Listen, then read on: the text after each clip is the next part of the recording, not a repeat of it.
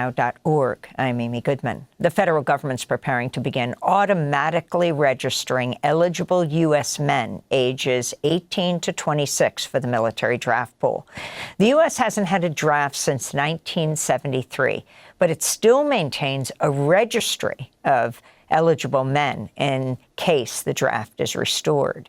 The new rules around automatic military draft registration were tucked into the 2026 National Defense Authorization Act. In early March, White House Press Secretary Carolyn Leavitt did not rule out President Trump reinstating the draft itself. She was questioned by Fox News host Maria Bartiromo. Mothers out there are worried that we're going to have a draft, that they're going to see their sons get in and daughters get involved in this. What do you want to say about the president's plans for troops on the ground? As we know, it's been largely an air campaign up until now. It has been, and it will continue to be, and President Trump wisely does not remove options off of the table.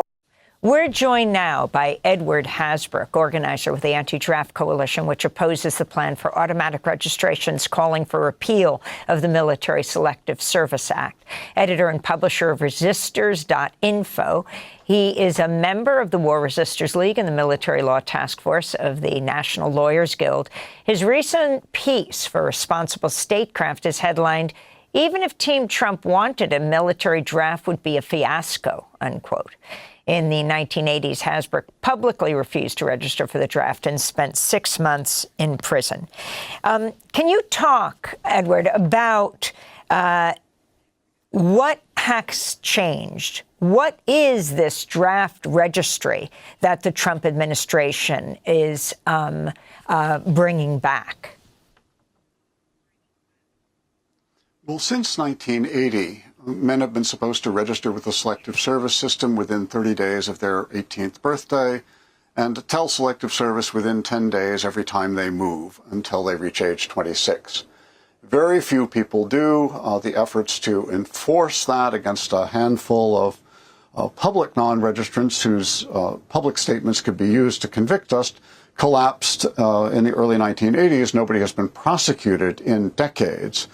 But in the face of growing pressure to recognize the failure of Selective Service and the unavailability of a draft, instead, to save their jobs, the Selective Service system came up with a plan, which they managed to sneak through Congress last year, to give Selective Service a second chance to try to register potential draftees automatically. Now, that won't work because the federal government doesn't have the data they need, but it will produce a database that's highly vulnerable to misuse and weaponization. And even more importantly, it will continue to prop up the myth that the draft is available as a fallback, which in turn enables continued planning for larger, longer wars without war planners having to think about whether enough people would be willing to fight them.